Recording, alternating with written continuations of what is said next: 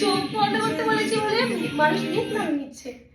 তো ঠিক আছে, তো আর বলতো